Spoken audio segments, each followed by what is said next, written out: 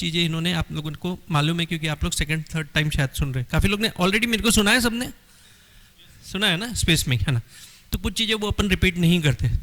तो ऐसी बहुत सारी चीज़ें मॉनिटर, तो अपन ये अपने एजेंट का कर रहे हैं क्या, we have to ask question, है ना। आपको भी किसी ना किसी ने सिखाया, तब आप यहाँ पे up to date tip top करके बैठे हुए। ये डिसिप्लिन आप लोगों ने अपने में लाई, तो वो डिसिप्लिन अपने को उसमें लाना है। और दोस्तों पहले जो भी चैलेंजेस था, with due regard to sir, लेकिन पहले अलग चैलेंजेस थे, अभी अलग चैलेंजेस है ना। क्योंकि पहले मोनोपोली थी, अपन ने जब चाम का चालू किया, अभी मोनोपोली ख़त्म हो गई, है ना। तभी भी चैलेंजेस थे, ऐसा नहीं बोलते। तब तो इंश्योरेंस में बिलीव ही नहीं करते थे। अभी सब लोग इंश्योरेंस में बिलीव तो करते, बड़ी पॉलिसीज़ की बात तो करते। अभी दूसरे टाइप के चैलेंजेस, जैसे मैं बोलता हूँ बच्चों के, अपने को उस समय तो कोई चैलेंजेस ही नहीं था, क्योंकि कोई एंटरटेनमेंट नहीं था। आज बच्चों को रोकना कि भैया तू टीवी मत देख, तू नेटफ्लिक्स मत देख, है ना, तू सोशल मीडिया में मत रहो। अपने को सिर्फ बाहर अपन खेलने जाते थे तो अपनी मम्मी डैडी पकड़ के बैठा देते थे, रूम में बंद कर देते, या अपने सामने बैठा के कर ले। छोटा घर था, अभी तो इतने सारे बेडरूम हो गए, हर एक के घर बड़े हो गए साइज़ के हिसाब से। कौन क्या बैठा है और क्या कर रहा है अपने को पता ही नहीं चलता। किताब के बीच में मोबाइल रख के वो मोबाइल में पिक्चर देख रहे, नेटफ्लिक्स में देख रहे, क्या पता चलता। तो अभी के चैलेंजेस वैसे ही एजेंसी चैनल में भी अलग अलग चैलेंजेस आ गए, मानते हो, है ना। अपने कुछ चैलेंजेस लिए हैं जिसमें अपने को ये, तो ये नए चैलेंजेस अपने को खुद को सीखने पड़ेंगे। पहले नए एजेंटों के रिक्वायरमेंट क्या है उसको समझना पड़ेगा, उसको क्या डिफ़िकल्टीज जा रही, उसको पकड़ के रखना। क्योंकि क्या आजकल डाइवर्ट बहुत होता है, जितनी ये इन्फॉर्मेशंस होती है ना, उतना डाइवर्शन बहुत बढ़ जाता है। इन्फॉर्मेशन के कारण वो एक डिसएडवांटेज हो जाता है कि पहले इन्फॉर्मेशन ही कम थी तो डाइवर्शन कहाँ था। सही है नहीं है, तो बहुत बड़ा डाइवर्शन है। कि मैं जो महसूस कर रहा हूँ, जो थोड़े बहुत एजेंट मैंने भी अपॉइंट किए, जिसमें कुछ लोग प्रोफेशनल्स भी है, MBA भी है, कुछ लोग 12th फेल भी है, ऐसे भी लोग हैं, दोनों टाइप के लोग हैं। लेकिन दोनों को बचा के रखना और एक काम पे फोकस करवाना बहुत डिफ़िकल्ट काम है। तो आप लोग अपने आप के लिए तालियां बजा दो कि ये डिफिकल्ट काम के लिए आप तैयार हो। बहुत बड़ी बात है ना। तो यू शुड रिवार्ड। और ये अपॉर्चुनिटी भगवान ने अपने को दी है, या आपने एक्सेप्ट की है, नोइंगली एक्सेप्ट की है। सिर्फ 5% 10% कमीशन मिलेगा वो तो एक ठीक ही है, लेकिन किसी का करियर बना रहे दोस्तों, और वो अपनी जिम्मेदारी की किस तरह से वो करियर बनाए।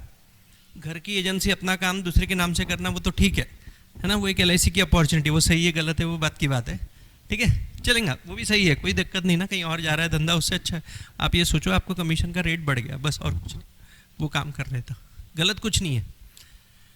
तो ये रिस्पॉन्सिबिलिटी अपने को दी है, और ये रिस्पॉन्सिबिलिटी अपने को अच्छे से निभानी है। अब कोई भी रिस्पॉन्सिबिलिटी निभाने के लिए या किसी से कुछ करवा के लेने के लिए सबसे पहले वो डिसिप्लिन अपने को सेल्फ अपने में लानी पड़ेंगी, अपने को खुद में लानी पड़ेंगी डिसिप्लिन, तब दूसरों में ला सकते हैं आप। लानी पड़ेगी नहीं लानी पड़ेगी। अपन क्या होता है, जिस तरह से अपन कुछ स्टेज पे पहुंच जाते हैं तो बहुत सारी चीज़ें जैसे मैंने बताया अपन करना बंद कर देते। फॉर एग्जांपल मैं जब काम शुरू किया था तो खुद ही फील्ड में जाता था, खुद ही कैश काउंटर पे जाता था, खुद ही प्रपोजल कंप्लीट करते थे, खुद ही डॉक्टर के पास लेके जाता था, मेडिकल करवाता था। अभी ये सब चीज़ें दूसरों से करवाता हूँ, है कि नहीं। और फिर एक ऑफिस चालू कर ली है, फिर ऑफिस में बैठते, दिन रात ऑफिस में बैठ के ऐश करते, है ना लोगों को दौड़ा देते करके, होता है ना ऐसा, नॉर्मली अपने साथ ऐसा होता है। इसीलिए मैंने एक कंसेप्ट की बात की थी, नो ऑफिस कंसेप्ट, याद है? नो ऑफिस कंसेप्ट नहीं है तो मेरी किताब में है ना सर, किताब में है नो ऑफिस कंसेप्ट। एक एजेंट के लिए ऑफिस की ज़रूरत नहीं है। कितने लोग मेरी ऑफिस गए हैं? नहीं है ना केबिन? आप भी गए, जाने वाले हो, जरूर जाओ, है ना। आप गए वीक में 2 बार? हाँ, कैबिन भी नहीं बना, जरूरत ही क्या है अपने को।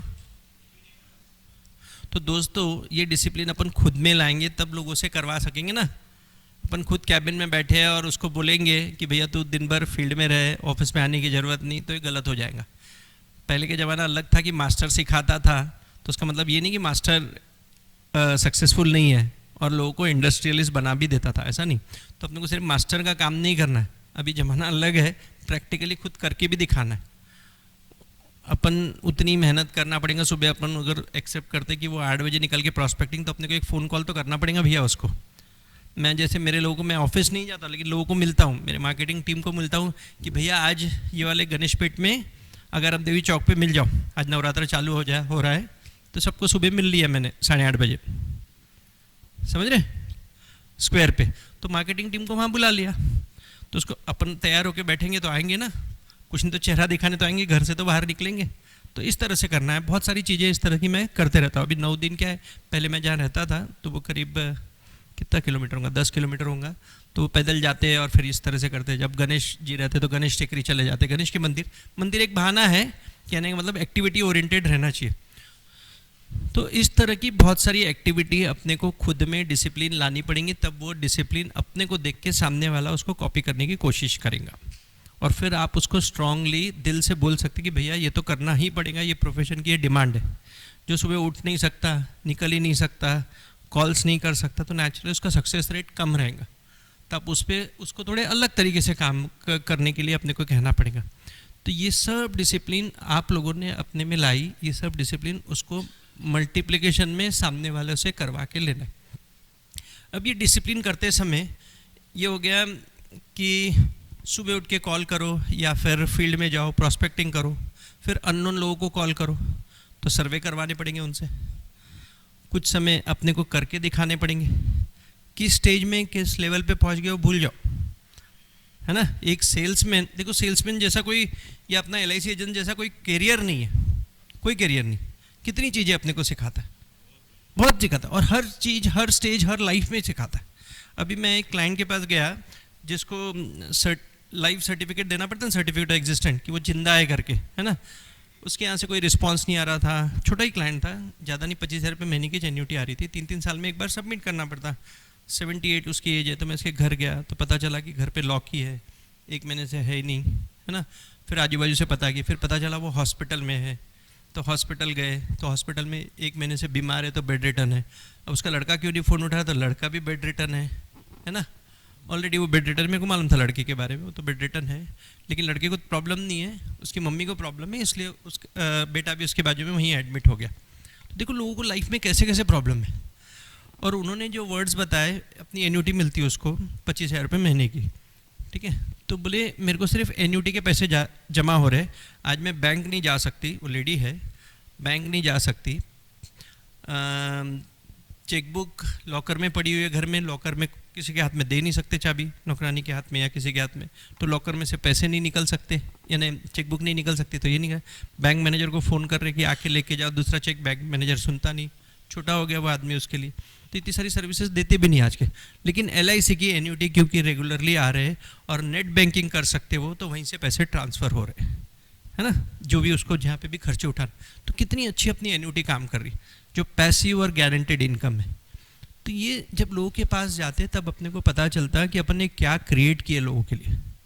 इतना ही नहीं, जब मैं उनके पास गया तो बोले कि मेरे को एन्युटी बढ़ानी है और उसको डबल करनी है करके, 25,000 को डबल करनी है। उन्होंने 40 लाख रुपए मेरे को दिए सर्टिफिकेट्स के साथ, और उसको मैंने नेट बैंकिंग कराई, LIC में ट्रांसफ़र करके 40 लाख की अपन ने उसको फिर से एक जीवन रक्षा पॉलिसी दे दी। Thank you. That is a greatness of this product, what we have created. उसका बेनिफिट कैसा हो रहा, बाकी सब चीज़ें कहीं नहीं होती ऐसा, बिना मॉनिटर किए कहीं पैसे नहीं होते, कहीं पैसे नहीं मिलते बिना मॉनिटर किए, कमाने के लिए मॉनिटर करना पड़ता। LIC का ये पैसिव और गारंटेड, जो कोई भी हालत में उसको काम आ रही, कोविड के समय भी काम आ रही, सब में काम आ रही। कोविड में भी बहुत लोगों ने रियलाइज़ किया, ये गजब की तकलीफ हुई। तो खैर, तो ये सब चीज़ें जो अपन करके दिखा रहे हैं या इतने साल से कर रहे हैं, आपको अपने एक्सपीरियंस अपने एजेंटों के साथ शेयर करना पड़ेगा, प्रैक्टिकल करके दिखाना पड़ेगा।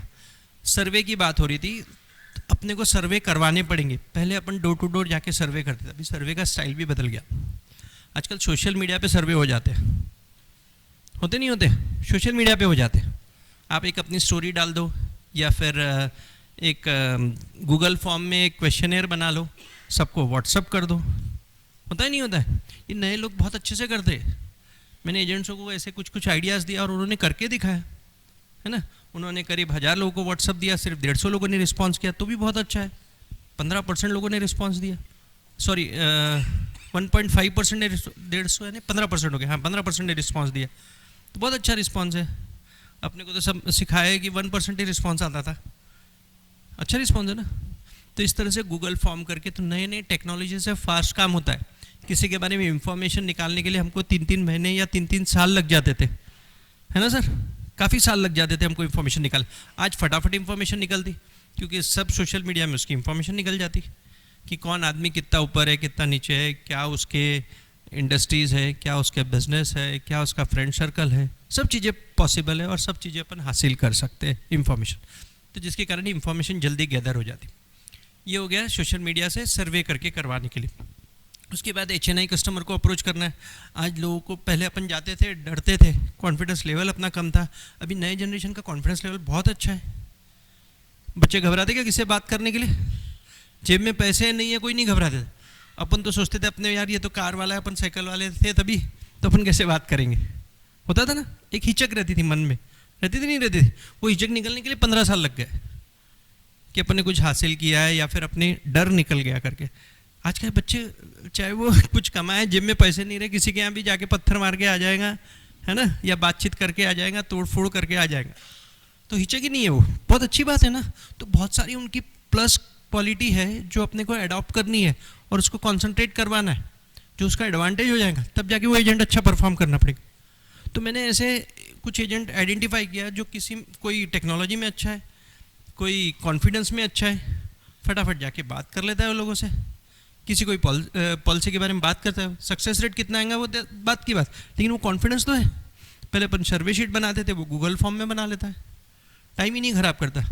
मैंने उसको बोला पूरी लिस्ट लेके आ कि तेरे कितना फ्रेंड सर्कल है, कितने जान पहचान के लोग हैं, रिलेटिव्स है। तो ऐसे 3-4 कैटेगरीज में उसने बना के लेके, तो करीब 1,500 लोग तैयार हो गए। अब मैंने बोला इसके सब नंबर में भर के व्हाट्सअप ग्रुप बना ले, तो उसने ब्रॉडकास्ट ग्रुप बना लिया 250-250 लोगों के। मैंने बोला अभी गूगल फॉर्म तैयार कर ले सर्वे शीट के लिए, है ना, कि इंश्योरेंस है कि नहीं, लास्ट पॉलिसी कब रिव्यू की थी, आपके पास ये 3-4 जो फेमस पॉलिसी है उसके नाम डलवा दिए कि इसमें से कोई पॉलिसीज ली है क्या, है ना, आपका एजेंट कितने दिन में मिलता है आपको, फॉर एग्जांपल साल में एक बार मिलता है या 3 साल में एक बार मिलता है कि 6 महीने में मिलता है कि एवरी मंथ मिलता है। ऐसे 8-10 क्वेश्चन तैयार कर दिए उसको उसके हिसाब से और भेज दिया उसमें, तो 150 लोगों के रिस्पॉन्स आ गए, है ना। तो इस तरह से कितनी फास्ट चीज़ हो गई। और वो 150 रुपये को फिर अप्रोच करना शुरू कर रहा है, तो फटाफट अप्रोच कर रहा है वो। दबंग हो गए ना लोग, कितना आसान है।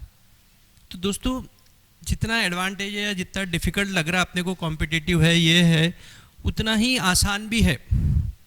मैक्सिमम मार्केट इतना अच्छा हो गया, इतना पॉजिटिव हो गया कि लोगों के पास नई LIC तो दूसरी पॉलिसीज़ भी है।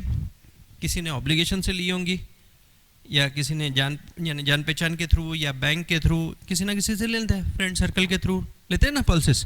तो अलग अलग तरीके से लोगों के पास पॉलिसीज़ है। अगर पॉलिसीज़ है तो अपने लिए वो पॉजिटिव बात है, ईजी है उसको बातचीत छेड़ने के लिए कि भैया तेरे पास तो टर्म, और मैं तो सिर्फ एक ही क्वेश्चन पूछता हूँ आजकल, टर्म इंश्योरेंस है कि नहीं आपका, और सबको बोलता हूँ टर्म इंश्योरेंस रहना चाहिए करके। घबराओ मत दोस्तों, टर्म इंश्योरेंस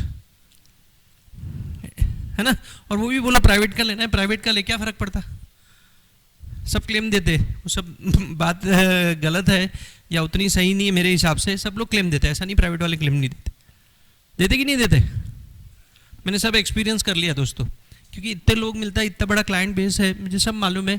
अपनी LIC की पॉलिसीज थी, प्राइवेट की पॉलिसी, प्राइवेट वालों ने भी उनको क्लेम दिया, अपन ने भी क्लेम दिया कोविड में, सब एक्सपीरियंस कर ली। इतने सारे क्लेम सेटल किए, कभी नहीं करे थे ज़िंदगी में, उतने 2 साल में क्लेम सेटल कर लिए। तो बातचीत ही शुरू कर लो टर्म इंश्योरेंस से। मैंने एक लड़का अभी तैयार किया उस CLI में जो सिर्फ टर्म इंश्योरेंस की बात करता। मैं बोला तेरे को बेचना ही टर्म इंश्योरेंस है, तो 10 टर्म इंश्योरेंस बेच के आ जा। मैं बोला बाद में तेरे को दूसरी पॉलिसी सिखाऊंगा। ऐसे तैयार करो एजेंट, है ना। और वो मारवाड़ी आदमी है, जैन आदमी है ऊपर से। कितने जैन लोग बैठे? Very good. आप लोग कैलकुलेशन में नंबर 1 रहते हैं, है ना। वो बोलते थे सर प्रोडक्ट में मज़ा ही नहीं आ रहा, मतलब टर्म इंश्योरेंस तो बेच सकता है, मजा करने की क्या बात है, क्या रिटर्न की बात कर रहे हैं, कितना % रिटर्न है कैलकुलेट कर ले। 80 साल की मैच्योरिटी के दे दे सबको टर्म इंश्योरेंस, 80 साल के उखड़ गया तो रिटर्न कैलकुलेट कर ले कितना हो गया, बढ़िया आएगा ना रिटर्न। 79 की एज में भी गुजर गया तो क्या रिटर्न आएगा परसेंटेज वाइज? एनीबडी? 28% से ऊपर आता है, कहाँ मिलेगा रिटर्न? एक 30 साल का आदमी 40 साल की अगर पॉलिसी ले ले, 28% रिटर्न कहाँ मिलेगा? चांसेस तो है ना वो करने के। बेचो सिर्फ टर्म इंश्योरेंस रिटर्न बेचो, क्या फ़र्क पड़ता है। तो दोस्तों अपने को अपनी सोच बदलनी पड़ेगी। कमीशन ही नहीं मिलता, टर्म इंश्योरेंस में कितनी माथा घोड़ा है, ऑनलाइन ये होगा क्या MER, ये नहीं ऑनलाइन होता ना MER टर्म सब में, मेडिकल रिपोर्ट्स है कि नहीं। तो बहुत सारी चीज़ें अपन ने अपने आप को रोक के रखा है, थोड़ा दूर की सोचनी पड़ेंगी, थोड़ा अलग सोचना पड़ेगा, ये सब चीज़ से उभरना पड़ेगा। तो ये सब यंग लोगों को कांटेक्ट करो। जो आपके पास एजेंट्स हैं उसमें बहुत ज़्यादा स्कोप है, बहुत सारी कैपेबिलिटी है, बहुत सारा ग्रोथ करने की उसके एस्पिरेशन है। अगर आप उसको कांटेक्ट कर रहे हो, एस्पिरेशन है, वो एस्पिरेशन ढूंढो और उसको आगे बढ़ाओ। अगर आप अपन ये नहीं कर रहे तो अपन उसके साथ जाती कर रहे है ना। उसने अपना करियर अपने हाथ में शोभा है, अपने को शोभा है, तो अपनी जिम्मेदारी है कि उसको अपन उसको सक्सेस करके दिखाना है। तो एज अ CLI ये आपकी ड्यूअल रिस्पॉन्सिबिलिटी हो जाती कि उसका सक्सेस अपना सक्सेस है। और जैसे एक बाप को कब खुशी होती है जब उसका बेटा परफॉर्म करता है, वैसी एक डेवलपमेंट ऑफिसर या SBO को कब खुशी होती है जब उसका एजेंट परफॉर्म करता है ना। वैसे ही एक CLI को कब खुशी होंगी जब उसके एजेंट MDRT बन जाएंगे, एज सिंपल एज दिस। तो we have to make them MDRT। एक अच्छी पर्सनैलिटी इवॉल्व करनी है, जो आप लोग ऑलरेडी हो, आदर्श मानना चाहिए उसने आपको। तो खुद को उस लेवल पे जाना पड़ेगा, उस लेवल पे वो यंग लोग क्या सोचते हैं, आप लोग सब लोग फैमिली वाले लोग दिख रहे हैं, तो आप अपने बच्चे से बातचीत करो और देखो कि क्या कर रहे हैं वो लोग, क्या सोचते हैं, क्या ज़्यादा देखते हैं, कौन सा सोशल मीडिया ज़्यादा देखते हैं, तो अपने को समझेगा। और वो सब के मीडिया में पहले अपने को एंटर होना पड़ेगा, उसमें किस टाइप की रिपोर्ट्स आती, क्या आती, वो देखनी पड़ेंगी, तब जाके अपन उनको बता पाएंगे। इस तरह के अपन वही पुराने ढंग से काम कराएंगे तो नहीं चलेगा। चलेगा क्या? नए तरीके से काम करने पड़ेंगे। मैं अभी CLI एजेंट बना या फिर कोई भी मार्केटिंग का आदमी, सबसे पहले उसके हाथ में iPad पकड़ाता हूँ या iPod ये टैबलेट उसके हाथ में दे देते अपन, ताकि क्या वो उसका प्रेजेंटेशन क्वालिटी ठीक दिखे। कितने दिन पेपर पे काम करेंगे, है ना। उसको एक डिग्निटी फील करे, सामने वाले के पास प्रेजेंटेबल रहे। अपन जब शुरू में काम करते थे तो अपन नोटबुक और पेन लेके जाते थे। आजकल के बच्चे लोग देखो पूरा उसमें नोटबुक के समान काम करते हैं। मैंने मेरी बेटी को देखा, वो आर्किटेक्ट है, तो पूरा उसी पे लिखती है नोट्स वगैरह सब चीज़ें, और सेव होता है, सब होता है। अपने को लगता है इस पे नहीं हो सकता है, लेकिन होता है सब एक्सेल शीट में काम करते, सब लोग अपना हिसाब रखते। नेक्स्ट प्रोस्पेक्टिंग वाले ने नेक्स्ट कॉल कब बुलाया उसकी पूरी उन्होंने कैलेंडर और डायरी मेंटेन करते बाय डिफ़ॉल्ट। तो लोगों को आप जाके अपने अपने सभी CLI एजेंट को iPad दे दो गिफ्ट, दिवाली बोनस करके, दिवाली गिफ्ट करके। सच में देखो आपके लिए इजी हो जाएगा। जो चीज़ आप उसको चाहते हैं बाय डिफ़ॉल्ट सब डिसिप्लिन मेंटेन हो जाएंगी बाय डिफ़ॉल्ट। उसको रिमाइंडर आने लगेंगे, उसका कॉल आ जाएंगे, कॉल ट्रैकिंग हो जाएंगी रोज़। उसका एक ही काम है, रोज़ मेरे को वो भेज देता है, मेरे मैनेजर को भेजता है कि कितने उसके अपॉइंटमेंट हुए, किसके पास गए, किसका नहीं। उसको डायरी मेंटेन करना है उसमें, और वो भी E-फॉर्म में मेंटेन करना है। बहुत ही आसान तरीके से काम होता है।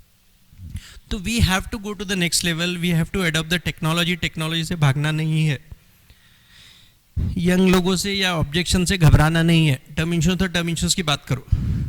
अपने पास प्रोडक्ट अच्छे नहीं है, प्राइवेट के प्रोडक्ट ज़्यादा रिटर्न देते, ये सब तकलीफें आएंगी, आएंगी नहीं आएंगी? आ ही रही, आप लोग भी फेस कर रहे ना, कर रहे ना। अपने रिटर्न्स कम है, अभी तो रिटर्न्स अच्छे हो गए थोड़े से, पेंशन पॉलिसीज़ में बढ़ाए ना अलग से ना, 0.5%।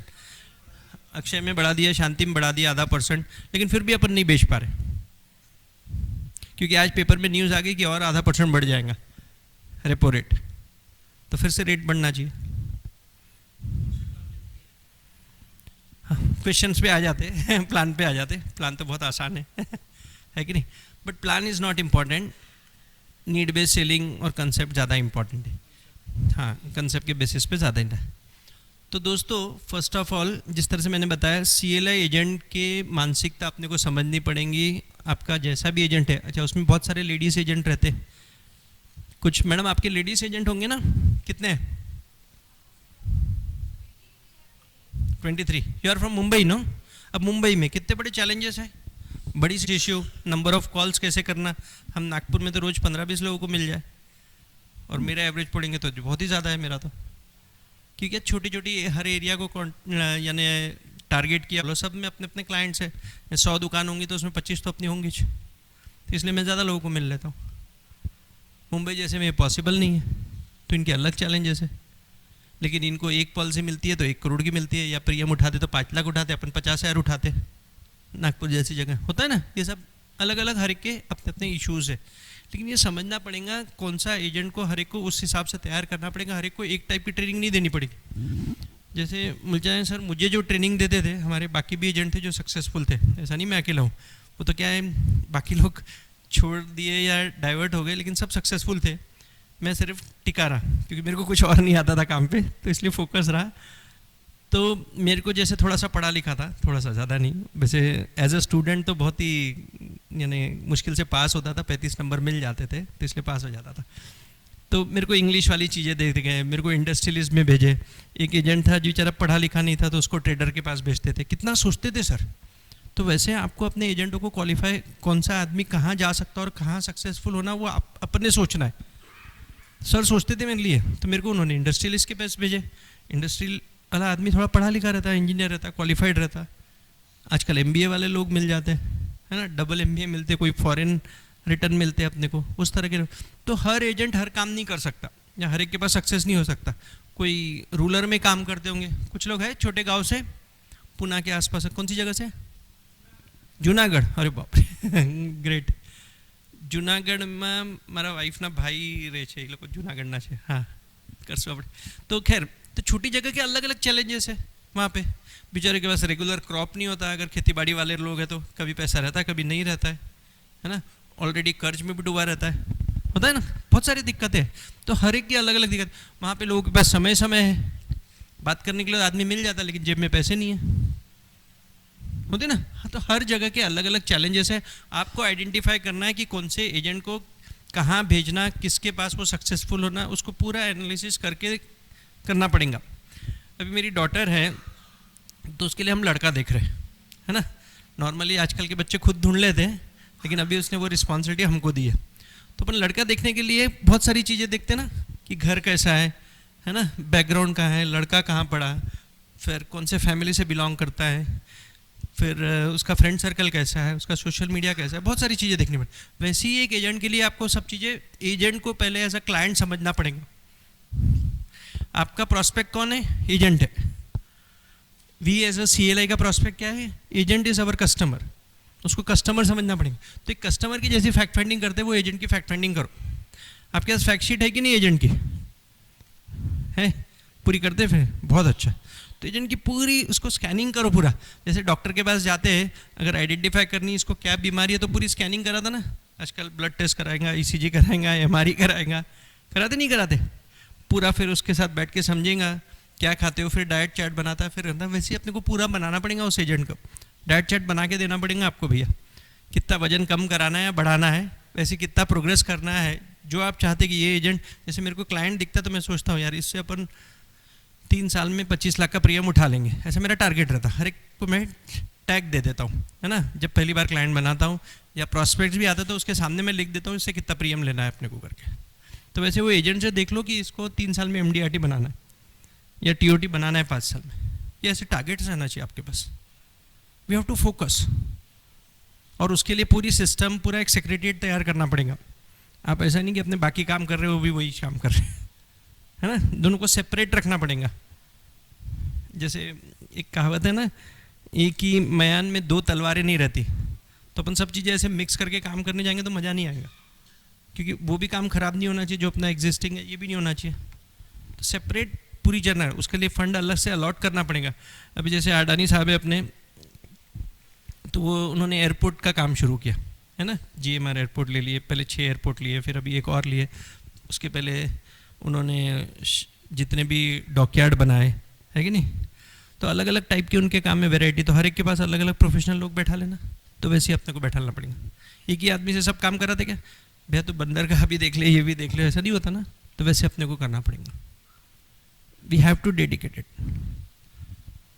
तो उस एजेंट को प्रॉस्पेक्ट समझो, उस एजेंट को कस्टमर समझो। आप अपन वहाँ भूल करते हैं, है ना, वो तो एजेंट है करके, वो एजेंट नहीं है, वो कस्टमर है आपका। तो आपके 2 कस्टमर हो गए, एक जिसको आप पॉलिसी बेच रहे, एक जिससे पॉलिसी बिकवा रहे, वो भी कस्टमर है। और जब उसको कस्टमर करके सोचोगे, है ना, और कस्टमर इज गॉड, जैसे गांधी जी ने बोला, है ना, हर कस्टमर आता है तो एक भगवान है, तो उसके हिसाब से उसके पूरे उसको नैवेद्यम चढ़ाने पड़ेंगे टाइम टू टाइम, भगवान को जैसे चढ़ाते है ना, तभी भगवान दर्शन देंगे ना, तभी प्रसाद मिलेगा। तो समय समय पे निवेदन चलाना पड़ेगा, सही है ना। उसकी पूजा करनी पड़ेगी दोस्तों, दिन रात सोचना पड़ेगा उसके बारे में। सर मेरे बारे में सोचते थे तभी थोड़ा बहुत प्रसाद मिला, सर को तो ज़्यादा नहीं मिला है ना, क्योंकि मैं पूरा फॉलो नहीं करता था। खैर, तो बहुत सारी चीज़ें करनी पड़ती, उसके पेरेंट्स से जाके मिलना पड़ेगा, उसकी बीवी से जाके मिलना पड़ेगा, उसके फ्रेंड सर्कल से मिलना पड़ेगा, उसकी आदतें फोकस करनी पड़ेंगी अपने को, उसका क्या शौक है वो शौक देखना पड़ेगा। उसको मैच का शौक है तो नागपुर में आप लोग, नागपुर में भी मैच थी, पहले आ जाना था, थोड़ा मैच भी देखने मिल गया रहता।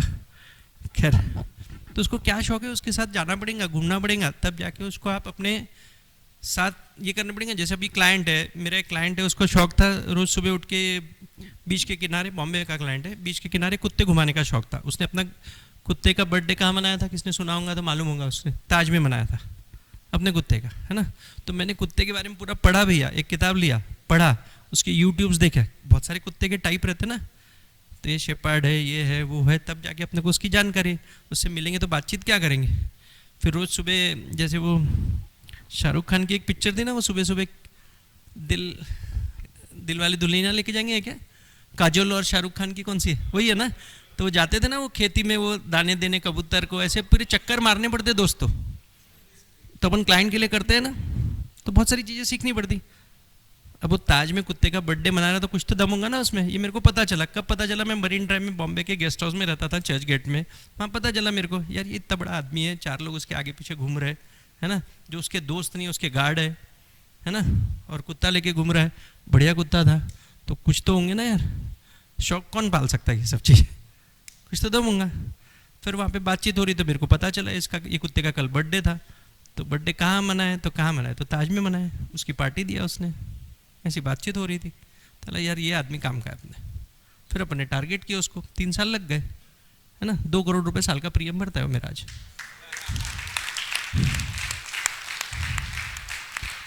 और वो भी सिर्फ इसको बेचा कि तू जब फॉरेन जाएगा तेरे कुत्ते को कौन रखेगा, तो उसका मैंने पूरा पता किया, चार्जेस कितने लगते हैं, कहाँ का कुत्ते के ये, वहाँ जाके विजिट किया मैंने, क्या उसके चार्जेस लगते हैं 1 महीने के लिए, क्या क्या उसको मेडिसिन लगती है, क्या खर्चा आता है, किस तरह, बहुत खर्चे वाला काम है, आसान नहीं है सब चीज़ें।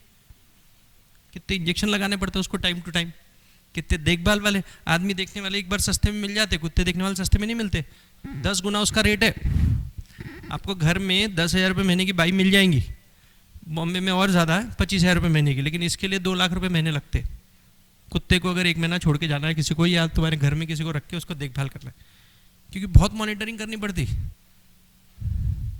तो ऐसी सब चीज़ें आपको अपने एजेंट के लिए करना पड़ेगा, एज सिंपल एज दिस। तैयारी है इसकी, तब आप एजेंट को अपने जैसा सक्सेसफुल या एक्स्ट्राऑर्डिनरी बना पाओगे। और कितना अच्छा है यार अगर किसी के ऊपर ध्यान दे और काम करे। देखो क्या है, जब पेड़ से बीज निकलता है, थोड़ा थोड़ा पेड़ बड़ा होता है, तो बहुत मॉनिटर करना पड़ता है ना, अच्छी खाद देनी पड़ेगी, तब जाके ना फिर तो बरगद का पेड़ ही बन जाएगा ना वो, तो अपने को फल फूल मिलेंगे, एज सिंपल एज दिस। तो छोटी सी कहानियों में बहुत सारी चीज़ें मैंने बताई है, उसको समझने की कोशिश करो। बाकी you are already successful, wish you all the best, I will be open for question answer. Thank you so much for hearing me patiently, thank you so much, have good time. करीब 22 लाख रुपए per month as a salary करके, फिर incentive और बाकी चीज़ें अलग। और बताइए बड़ा अमाउंट कैसे क्लोज करते? बैठिए बैठिए। सबसे पहले देखो, कोई भी पॉलिसी बेचने के लिए उसका ट्रस्ट जीतना पड़ता। बड़ी पॉलिसी बिना ट्रस्ट जीते होती नहीं। और to be very frank, policy बेचनी नहीं पड़ती, वो खरीदता है अपने से। हर बड़ी पॉलिसी सामने वाला खरीदता है, अपने को बेचनी नहीं पड़ती है। अपने को उसका ट्रस्ट जीतना पड़ता, ट्रस्ट जीतना पड़ता। और ट्रस्ट बनाने के लिए बहुत सारे पापड़ बेलने पड़ते, है ना। उसको भरोसा आना चाहिए ना कि आदमी सही है ना, ये मेरी देखभाल करेगा, ये मेरे सुख दुख में काम करेगा। कल क्लेम आ गया, 100 करोड़ की पॉलिसी है तो क्लेम दिला देगा, घर बैठे मेरी वाइफ को पैसे मिल जाएंगे, इसको सब क्लॉजेस मालूम है, कल लफड़ा हो गया तो कुछ संभालना चाहिए। अभी एक मेरे क्लाइंट ने सुसाइड कर लिया, बहुत सारे अलग अलग रहता है। एक क्लाइंट है जो कोमा में चले गया और 3 साल हो गए अभी कोमा में है, तो कैसे प्रीमियम स्टॉप कराना, कैसे पॉलिसी कंटिन्यू करना, है ना, बहुत सारी चीज़ें रहती। तो उसका ट्रस्ट जीतना पड़ता। पॉलिसी बेचने की तो बात नहीं, तो एक बार उस पर विश्वास हो गया कि आदमी सही है, तो नेचुरली आप उसको आसानी से बेच पाएंगे और वो खरीदेंगे आपसे। बड़े आदमी खरीदेंगे आपसे, बेचने की जरूरत नहीं पड़ेगी। As simple as this. हाँ, नहीं नहीं, हम पूरा अपने को तो ध्यान देना पड़ता। देखो ऐसा है, अपने उसमें कहावत है, मरे बिना स्वर्ग नहीं है ना, स्वर्ग जाना है तो अपने को करना ही पड़ेगा, लेकिन स्टाफ से करवा के लेते। जैसे फॉर एग्जांपल उसके यहाँ कुछ चीज़ें अच्छे से डिलीवर करना है, कोई लेटर लेना है, बेसिकली अपना ग्रैटिट्यूड का काम है। लोगों को अप्रिशिएट करो, ग्रैटिट्यूड दो, थैंक यू बोलते जाओ हर वक्त में, उसके बारे में जो भी अपॉर्चुनिटीज़ मिलती। मैं खुद ग्रैटिट्यूड डे मनाता हूँ। मैंने आज ही अभी मेरे रिसेंटली 14 सितंबर को, 1 मिनट, 14 सितंबर को ग्रैटिट्यूड डे करके मेरे को 37 ईयर्स पूरा हुआ। तो I said in staff meeting also sir कि we should not celebrate gratitude day one day, है ना, और tell people on the one day, every day is a gratitude day. Gratitude यानी लोगों को धन्यवाद देना, लोगों को अपने ऊपर आभार प्रदर्शन करना। तो अपन अपने क्लाइंट से रोज ग्रैटिट्यूड दो, है ना, अपने स्टाफ को, अपने कलीग को रोज ग्रैटिट्यूड दो, क्यों एक दिन ग्रैटिट्यूड देना। तो basically we as a life insurance agent, we as a good adviser, we have to show the gratitude time to time every day. ये बड़े क्लाइंट में भी बहुत काम आता है। Yes sir. एजेंट बोल के तो बहुत सक्सेसफुल हो, हमारे आइकॉन हो, लेकिन एज ए CLI बोल के आप क्या सोचते हो सर, प्लीज। सोच बोले उसमें सक्सेसफुल नहीं है, वो तो आपको मालूम है, एज अ CLI करके। हाँ हाँ, अच्छा क्या सोच रहा हूँ मैं, अच्छा भविष्य क्या करना है। देखो यार, जो भी करेंगे वो अव्वल नंबर पे रह के काम करेंगे यार, करेंगे तो। Thank you. Yes sir. हाँ जी, एक मिनट, इनका क्वेश्चन ले लेते पहले, फिर आप कैसे। बहुत प्रॉब्लम्स है, बहुत प्रॉब्लम है, आप बिलीव नहीं कर सकते उतनी तकलीफ है ना, बहुत तकलीफ है। लेकिन बस वो तकलीफें ही अपने को जिंदा रखती है। जिंदगी एकदम स्मूथ रही, जैसे वो ECG बोलते हैं ना, ऊपर नीचे तो होना ही चाहिए ना यार। अभी मैंने एक केस भेजा था, उसमें प्रीमियम करीब 78 लाख था टोटल, कुछ उसमें सिंगल प्रीमियम भी था, कुछ ये भी था। तो उसमें एक्सेप्ट हुआ और 35 लाख हमको रिफंड करना पड़ा, कम इंश्योरेंस मिला, है ना, माइनर लाइफ थी। आजकल LIC बड़ा इंश्योरेंस नहीं देती। अब क्या बताऊँ, पॉलिसी बेचने को 3 साल लग गए, पॉलिसी बिक गई, फिर रिफंड करना पड़े। तो ऐसी बहुत सारी हर मोमेंट पे हर तकलीफें आती है। Yes sir. आपका शेड्यूल कैसा रहता है सर दिन का? डेली शेड्यूल देखो ऐसा है, जिस तरह से मैंने बताया, डिसिप्लिन की बात की, हम डिसिप्लिन बिना कोई सक्सेसफुल नहीं हो सकता है। जैसे एक स्पोर्ट्समैन में डिसिप्लिन रहती, जैसे यहाँ पे नागपुर में मैच था तो एक दिन पहले आ गए, वो लोग ने प्रैक्टिस किए, तो वैसे ही अपने को रोज़ प्रैक्टिस करना पड़ता। तो मेरे को रोज़ क्लाइंट के पास जाना पड़ता है। मेरे शेड्यूल में दिन रात मैं क्लाइंट के सामने रहता हूँ। मैं ये बिलीव करता हूँ, अगर मैं कस्टमर के सामने नहीं बैठा हूँ मतलब मेरी दुकानदारी बंद है, एज सिंपल एज दिस। लेकिन अभी मेरे 2 कस्टमर हो गए, थैंक यू। अभी मेरे 2 कस्टमर हो गए, या तो मैं किसी CLI एजेंट के घर पे हूँ या फिर कस्टमर के हूँ। तो मेरे को CLI एजेंट से मिलना है या फिर क्लाइंट से मिलना, और कोई काम नहीं है, बाकी सब मैं फ्री रहता। सैटरडे को मेरी ऑफिस में मीटिंग होती है सुबह 8:30 बजे से लेके 11 बजे तक, तब मैं सैटरडे को मेरे सभी स्टाफ को मिलता हूँ। वेडनेसडे को एक मार्केटिंग मीटिंग होती, तो उस दिन मैं सब मार्केटिंग वालों को मिलता हूँ। बाकी दिन मेरे को ऑफिस नहीं जाना पड़ता, फाइल में ऐसे बांध के पेपर घर पे आ जाते, तो घर पे साइन हो जाते। और मोस्ट ऑफ द थिंग मेरी वाइफ भी इन्वॉल्व है, तो वो देख लेती है बैक ऑफिस का। एक मिनट, क्वेश्चन बता, ये सब छोड़ दो। हाँ हाँ,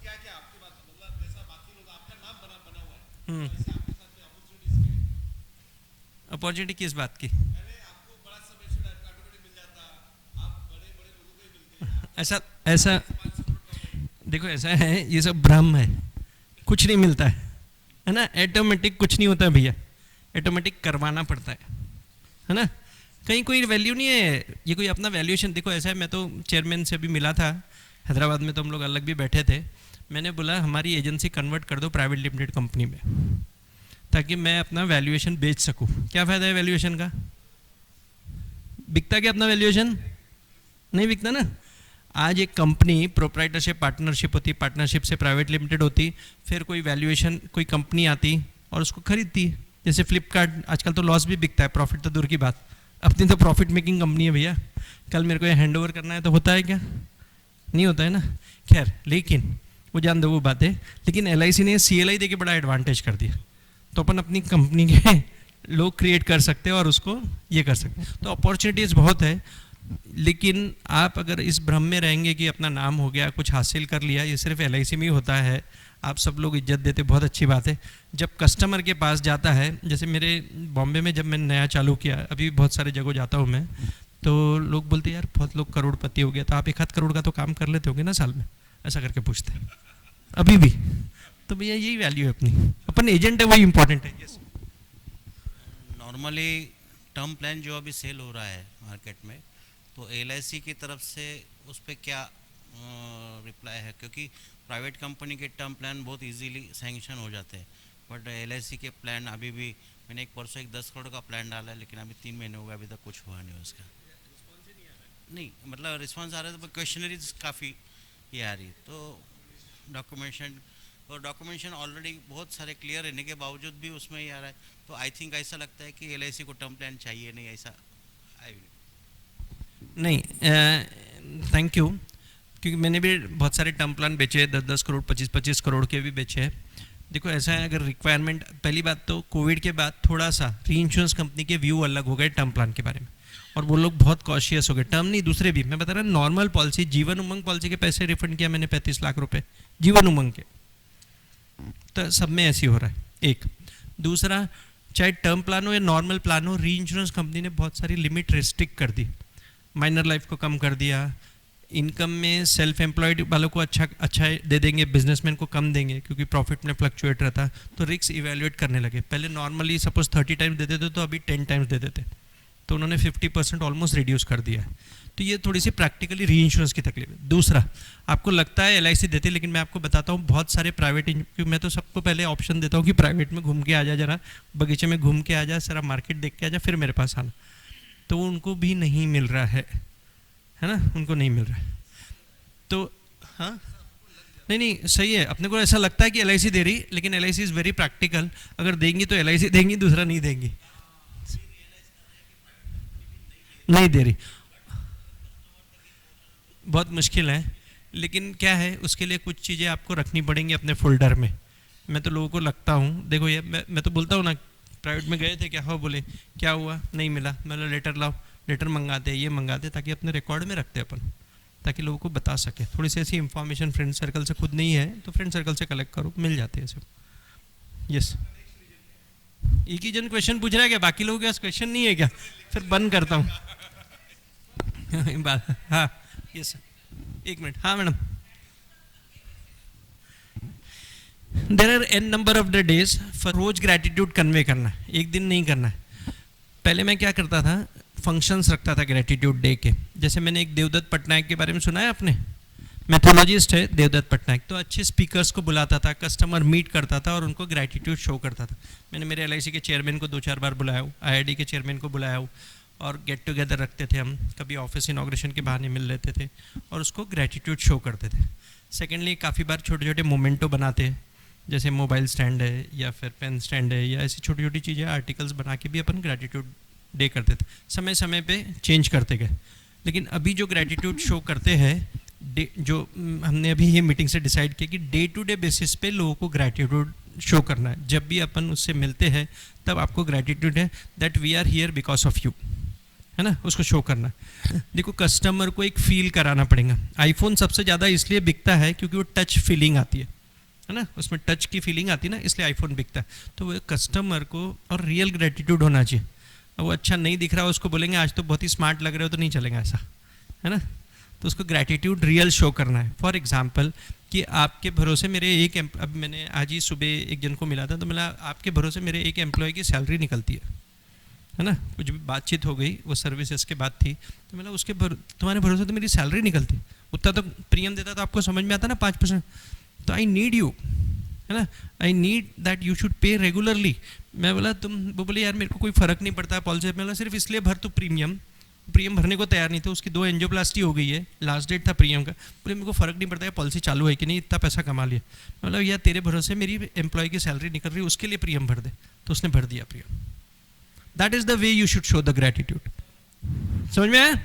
यस सर। बड़ी पॉलिसी हम कैनवास करते हैं उसमें टाइम क्या होता है कि मिलने के लिए क्लोजिंग के लिए 2 महीना 4 महीना तो बीच में फॉलोअप के लिए क्या बीच में फॉलोअप कैसे करना? टाइम तो लगता ही है बड़ी पॉलिसीज में। हाँ तो क्या होता है कि बहुत से बार ऐसे होता है कि हम लोग कंटिन्यूसली इरिटेट हो जाता है। हाँ इरिटेट हो जाते हैं तो उसके लिए टाइम देखो, बड़ी पॉलिसीज में क्लोजिंग में टाइम लगता ही है, और ज़्यादा फॉलोअप करेंगे तो कस्टमर इरिटेट हो जाएगा। पहली बात क्या होता है, नॉर्मली अपन भी ना ओवर एंथुसियास्टिक हो जाते हैं कि बड़ी पॉलिसीज है और उसको ज़्यादा अटेंशन देते। आप वो अटेंशन हमेशा उसको नहीं देते और अभी से देने लगे तो सामने वाला को भी समझ जाता कि आप डेस्परेट हो। डेस्परेट समझता ना कि आप को होना ही ये पॉलिसी करके, यानी उसके बिना आपका घर नहीं चलेगा या अपन नहीं सर्वाइव कर, तो डेस्परेट नहीं रहना है। अभी जैसे मेरे को एक क्लाइंट ने बोले अपने को यार ये जीवन अक्षय में डाल देना है, मेरी एक प्रॉपर्टी बिकी है और नवरात्रि में पैसे आ जाएंगे। आज उसकी सेल डेट भी हो गई, तो मैं उसको सिर्फ बधाई दिया, मैंने पॉलिसी की बात ही नहीं किया उसको। आज नवरात्रि का पहला दिन था ना, तो उसकी सेल डीड हो गई, प्रॉपर्टी बिक गई, पैसे आए, मेरे को मालूम है वो देने वाला है, तो मैं डेस्परेट नहीं हूँ। मैं उसको नहीं पूछा भैया अभी डाल लाओ क्या जीवन अक्षय का फॉर्म, ले गया। तो डेस्परेट नहीं होना, बातचीत करना, उसको मिलना, पॉलिसी की बात ही नहीं करना। तो बड़े आदमी से देखो क्या होता है, एक पुल रहता है, एक पुश रहता है ना। अपने को पुल करना है, पुल समझता है, ऑटोमेटिकली करके वो चुंबक के समान अपने पास आना चाहिए। अपन पुश करोगे ना, वो उतना दूर भागेगा अपने से। 2 टाइप के सेल रहते, समझ में आ रहा है सबको? आप जितना पीछे पढ़ोगे क्लाइंट भागेगा। जैसे फॉर एग्जांपल कोई लड़की आपको पसंद आ गई, अब उसको पटाने की कोशिश करेंगे तो दूर भागेंगी। खैर वो लड़कियों की बात अलग है, वो भाव ज़्यादा खाती है ना, ऐसा भी होता है, ठीक है। लेकिन अगर सही करना है तो आप अपनी इमेज ऐसी बनाओ यार कि सामने वाला अपने पास आ जाए। जी सर, आपका पहला क्वेश्चन है, जिन्होंने एक भी बार नहीं पूछा बैठो ना सर आपसे रिक्वेस्ट है बैठ जाओ। एक बस इसके बाद, हाँ जी बैठो। हाँ जी, आपने पहली पॉलिसी बेची, वो क्लाइंट अभी भी आपके साथ है कि नहीं है? बराबर। और बड़ी पॉलिसी कितनी बेची, यानी कि पैकेट साइज प्रीमियम? हाँ जी, हाँ। अच्छा प्रियंका बैठिए बैठिए। देखो मेरा टचवुड लैप्सेशन रेशियो बिल्कुल 0.001 होगा, इतना कम है लैप्सेशन रेशियो। आज जो कमीशन आता है, रिन्यूअल कमीशन आता है, उसके कारण ही आता है। तभी मैंने वो क्लाइंट को बोला कि भैया तेरे भरोसे मेरे एम्प्लॉय की सैलरी निकलती है, उसके लिए भर दे, तेरे को और मेरे को जरूरत नहीं है, मेरे को भी जरूरत नहीं है, लेकिन वो एम्प्लॉय को तो जरूरत है ना यार। क्यों? उसका जो तेरे यहाँ लड़का आता है वो बहुत दूर रहता, थोड़ा नागपुर से बाहर, एयरपोर्ट से भी आगे रहता, मतलब तेरे को इतनी ईमानदारी से तेरे को रिलीजियसली सर्विस दे रहा है, तो उसके लिए तो भर दे, उतना दान का काम तो कर सकता है। तो ऐसे करके एक तो पॉलिसी फोर्स में रहती है, और पहला क्लाइंट भी अटैच है और सब लोग क्लोजली एसोसिएटेड है। मैं उनको हमेशा जो ग्रैटिट्यूड बोल रहे थे ना मैडम, मैं ग्रैटिट्यूड डे के दिन पहले ऐसा करता था, जो शुरू के मेरे 25 क्लाइंट थे उनको जाके मिलता था और ग्रैटिट्यूड पैर पड़ के आशीर्वाद लेके आता था। फिर बाद में कुछ समय हम विडोज़ को जाके मिलते थे, जितने भी क्लेम सेटल हुए ना, सेटल हुए नहीं हुए, उसको जाके विडोज़ को मिलता है, क्योंकि बहुत सारी पॉलिसी मेरे हाथ की बिकी हुई नहीं रहती। आपने ओबिचुरी में मेरा कॉलम देखेगा पेपर में, देख लेना, यहाँ पे न्यूज़पेपर आता होगा, है ना, देखिए ना। तो हम लोग अननोनली क्लेम सेटल करते हैं। अब बड़ी पॉलिसीज, अच्छा कितने की? वो तो बहुत छोटी पॉलिसी थी, करीब 10,000 की पॉलिसी थी और 200 रुपये 250 रुपये प्रीमियम था उसका, उतनी पहली पॉलिसी। अब आपका सबसे बड़ी पॉलिसी का प्रीमियम, यानी एक पॉलिसी का होना, क्योंकि क्या मल्टीपल पॉलिसी बेचते ना, अगर हाँ हाँ मल्टीपल करोड़ समझ लो यार, 5-10 करोड़ से ऊपर, ठीक है। हाँ थैंक यू। सर एक क्वेश्चन ये था कि 3 पीढ़ी 4 पीढ़ी तक आपने कितनी पीढ़ी तक इंश्योरेंस दिया है? मान लीजिए किसी के दादा का मैं हूँ, मेरे फादर का लिया, मेरे बेटे का लिया और बेटे का बेटा का इंश्योरेंस लिया, इतने कितने फैमिली होंगे आपके? ऑन एन एवरेज सभी 3 जनरेशन तो है ही, कुछ कुछ जगह 4th जनरेशन में पहुँच गए। हाँ बिकॉज क्या है, अपन क्लोजली एसोसिएटेड रहते ना, बस बाद में उधर जाता है। सर ये द भरत पारेख को भी कोई रिजेक्ट किया है? और रेशो रोज रिजेक्ट करते हैं, और रिजेक्शन ही मोटिवेशन है। सब लोग एक्सेप्ट कर ले तो तकलीफ हो जाए अपने को, सच बता रहा हूँ, आगे नहीं बढ़ सकते जिंदगी में, हर लोग रिजेक्ट करते। हाँ जी एक मिनट। हाँ हाँ किस पॉइंट अपने लिए कि सभी बहुत अच्छी है। 100 गुना बढ़ जाएगा भैया इंश्योरेंस फैक्टर, 100 गुना बढ़ जाएगा। सर आप इतने साल से फील्ड में हैं, बहुत 1-2 साल किसी पार्टी के पीछे लगाते हैं और कभी रिजेक्शन भी होता है, कभी सफलता भी मिलती है। इस पे घर पे चर्चा होती है कि नहीं होती सब? हाँ, परिवार के साथ जब कोई बड़ी पॉलिसी बिकती है। हम्म,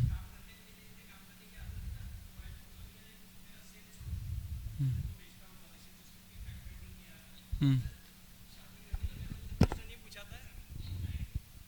शादी करने के समय उतने प्रश्न नहीं पूछा था जो हनीमून में पहले दिन उसको बैठ के पूरी उसकी फैक्ट फाइंडिंग की, तब जाके सेटिस्फेक्शन मिला कि कुछ काम किया करके ज़िंदगी में। तो वाइफ से हमेशा हर सेल डिस्कस करता हूँ, हर रिजेक्शन डिस्कस करता हूँ, है ना। एक वही तो है जो अपने को साथ देते हैं हमेशा। और इतना ही नहीं, मेरे बच्चों को भी मालूम है सब चीज़ें, बच्चों को भी मालूम है सब चीज़ें कि क्या हो रहा है क्या नहीं करके। अभी जैसे बहुत लोग बोलते हैं ना, जैसे मैं कल ही गया था संडे, तो पापा क्या हुआ, तो मैंने बोला आज तो चेक नहीं मिला, वो बोले नवरात्र में देंगे करके, ऐसा करके। तो मालूम रहता है उनको सेल, कौन सा क्लाइंट कैसा है, क्या है, किसके पास जाके आज इसके पास जाए, उनको मालूम है संडे को कहाँ जाता, वेडनेसडे को कहाँ जाता, सैटरडे कहाँ जाता, हर एक के फिक्स दिन फिक्स है। यस सर, आप कुछ पूछ रहे थे? सर जैसे कि हम लोग जो प्लानिंग करते हैं 1.5-2 लाख देने पे आदमी LIC के लिए रुक जाता है, लेकिन आपके जो प्रीमियम आपको म्यूचुअल फंड या इक्विटी में भी आपको कोई ये होता है क्या उसका? क्योंकि ज़्यादा लोग म्यूचुअल फंड में ज़्यादा करते हैं, LIC में करना कम जाता है। तो इंश्योरेंस और इन्वेस्टमेंट आप कैसा उनका ये करते हैं? देखो दोस्तों, मैं आपको बताता हूँ, अपने को लगता था कि अगर वो म्यूचुअल फंड में जा रहा है तो अपना नुकसान हो रहा है। हर एक के लिए पैसा अलग अलग है। इतना ही बहुत लोग सिंगल प्रीमियम पॉलिसी नहीं बेचते थे पहले, है ना। पहले होता था ना सिंगल प्रीमियम नहीं बेचते, अपन रेगुलर ही बेचते थे, या टर्म इंश्योरेंस नहीं बेचते थे। बोले यहाँ पैसा चले जाएगा तो यहाँ कैसे आएगा, है ना। अपन 2% का प्रीमियम बेच रहे हैं जबकि 25% या 35% कमा सकते। तो म्यूचुअल फंड का पैसा अलग रहता है, इंश्योरेंस का पैसा अलग रहता है, एन्यूटी का पैसा अलग रहता है, सिंगल प्रीमियम का अलग रहता है, बच्चों का पैसा अलग रहता है। अपने दिमाग में ऐसी रहती कि क्लाइंट से मैंने ऑलरेडी 10 लाख रुपए उठा लिया तो अभी और कहाँ से मिला। वो क्लाइंट आपको 1 करोड़ का भी चेक दे सकता है। वो क्लाइंट म्यूचुअल फंड में 10 लाख रुपए महीने की SIP, अभी मैंने एक 15 लाख रुपए महीने की SIP बेची, 15 लाख रुपए महीने की SIP, है ना। तो हर एक के पास अलग अलग पैसा है, ये अपने दिमाग में है कि इससे ये उठा लेंगे तो वो नहीं होगा जी। हाँ, उसमें भी बोल रहे कि एजेंट का कमीशन बंद हो रहा है, एजेंट का टक्केवारी बंद हो रहा है, अभी 35 से 20% हो रहा है। तो क्या आपको डर नहीं लग रहा है कि आप इंडिया के इतने बड़े एजेंट है, और हम तो इतने डरे हुए कि हम तो 20 साल से काम कर रहे हैं कि हमारा पैसा ख़त्म होगा, हमारे बाद हमारे नॉमिनी को पैसा नहीं मिल रहेगा। तो आप इतना भारत के बड़े महान प्रतिनिधि है, तो आपको नहीं लग रहा है कि थोड़ा LIC का गलत चल रहा है सर? देखो सही गलत की तो बात नहीं करते अपन, क्योंकि उसमें बहुत सारे विद्वान लोग बैठे हैं जो सही और गलत ठहराते हैं। लेकिन एक बताता हूँ, ज़िंदगी में क्या है, ये चैलेंजेस आते ही रहेंगे। आप मान के चलो कमीशन कम ही होगा, है ना, आज नहीं तो कल। दूसरा मान के चलो, वैसे भी देखो तो बहुत सारी चीज़ें कम हो गई है डायरेक्टली इनडायरेक्टली जो अपन रियलाइज़ नहीं कर रहे। तो ये चैलेंजेस आते ही रहेंगे, लेकिन इसमें अपने को पॉजिटिव इस तरह से रहना है कि अपने को थोड़ी मेहनत बढ़ानी पड़ेगी, थोड़े के तरीके चेंज करना पड़ेगा। आप सोचो ना, मार्केट भी कितना बढ़ गया। पहले अपन एवरेज 10,000 की पॉलिसी बेचते थे, या 10,000 प्रीमियम लाता था, लाख रुपए की पॉलिसी बेचते थे। अभी एवरेज अपनी पॉलिसी का साइज़ बढ़ गया, एवरेज प्रीमियम बढ़ गया। तो चैलेंजेस रहेंगे, लेकिन ये सब चैलेंजेस के बारे में चिंता करते रहेंगे तो अपना बिजनेस सफ़र होगा। तो आपको चिंता करने की ज़रूरत नहीं, फैमिली का क्या होगा, ये होगा, चिंता मत करो। थोड़ी सी एक्टिविटी बढ़ा लो, तो अपने को थोड़े से रोज़ 10 कॉल होते होंगे तो 15 कर दो, तो ऑटोमेटिक कमीशन बढ़ जाएगा। As simple as this. और उतनी ज़्यादा चिंता मत करो। देखो दोस्तों, बहुत सारे जो ज्ञानी लोग बताते हैं, बहुत सारा अपन चीज़ें सोचते हैं, लेकिन कभी होता ही नहीं ऐसा। जब प्राइवेट कंपनी आ रही थी तब कितने सवाल थे अपने, अपना क्या होगा, क्या हुआ, अपना धंधा बढ़ गया। पहले मैं 1 MDRT करता था, अभी हर महीने 2 MDRT करता हूँ, है ना। पहले 1 TOT करता था, अभी साल में 3, 4, 5 TOT हो जाते हैं। यस सर, चिंता मत करो, क्लाइंट पे फोकस करो। लेकिन चेयरमैन साहब के पास आपका नाम है, तो कई एजेंट चेयरमैन पास के जाते हैं तो ये लेटर लिखते थे कि ऐसा होता है। कभी आपने खुद ऐसा जिक्र किया है कि चेयरमैन साहब कि एजेंट के लिए थोड़ा गलत हो रहा है ये?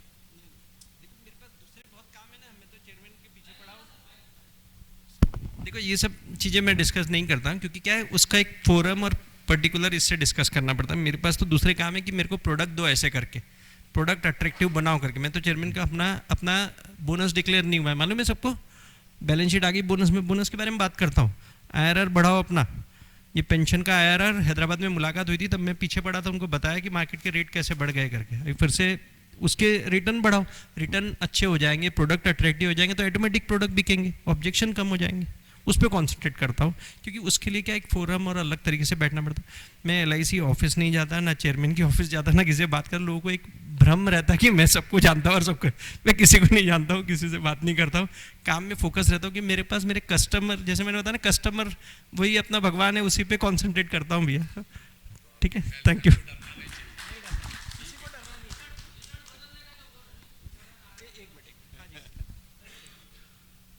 सर मैं तुम्हारा बहुत बड़ा फ़ैन हूँ।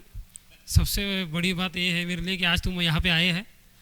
और मुझे एक जो वाशिम से हो सर, मैं हैदराबाद में मिला था आपको, लेकिन जैसे मैं आपको मिला तो 100 लोग आपके पीछे लग गए, तो फिर मैं छूट गया भाई। तो सर मुझे एक पूछना है कि हम जो CLI कर रहे हैं, मेरे को 1 ही साल हुआ है CLI में आने को। उसके पहले मैंने COT किया है, गैलेक्सी क्लब करे हो। लेकिन इसमें आने के बाद मेरे को एक दिक्कत ये जा रही है, मुझे बिज़नेस लाने में कोई दिक्कत नहीं है सर, मैं अननोन जगह से बिज़नेस ला सकता हूँ और वो कर रहा हूँ। हाँ, और 50 की मेरी टीम 1 साल में हो गई है, 50 लोगों की, और वो भी सब एक्टिव है।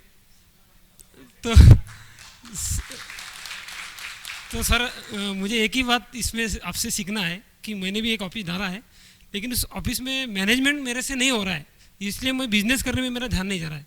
मैं इस साल TUT का सपना लिया था, लेकिन मेरे पास जो 50 की टीम मेरे पीछे लग गई है, तो मैं जब तक वहाँ खड़ा नहीं होता हूँ तब तक उनका बिजनेस नहीं होता है।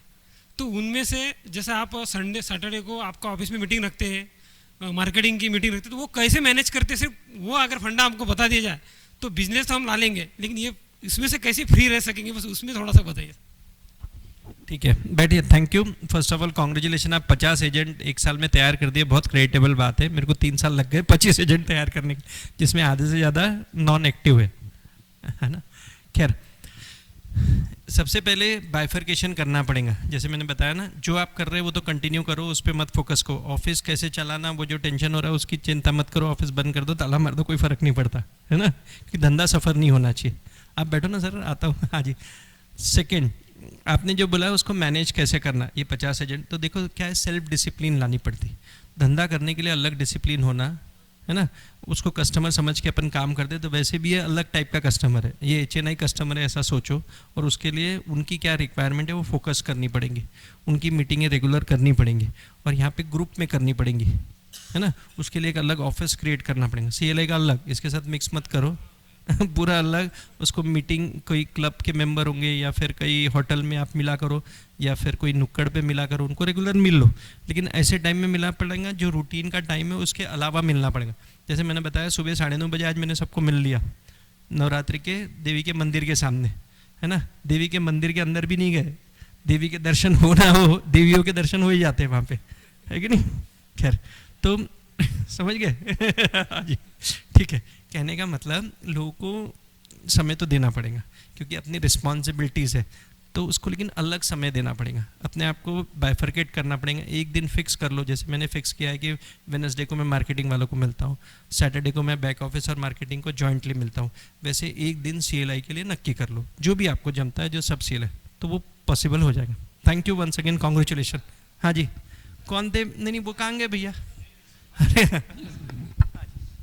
दोस्तों, सवाल ये था कि जैसा एजेंट पॉलिसी होल्डर बदल सकता है, ये जो चल रहा है सर, ये हो सकता है क्या? ये होने के बाद तो अपना ज़्यादा नुकसान है ना सर। अरे दोस्तों, ये सब चीज़ें आई नहीं, वर्ल्ड ओवर नहीं है, कहाँ चिंता कर रहे हैं अभी से, काय को चिंता कर रहे हैं? नहीं बदल सकता ना। आज आप रिवाइवल पॉलिसी करते हैं, है ना, अगर वो एजेंट नहीं है तो आप कमीशन मिल सकता ना आपको, कहाँ मेहनत करते हैं आप कमीशन लेने के लिए।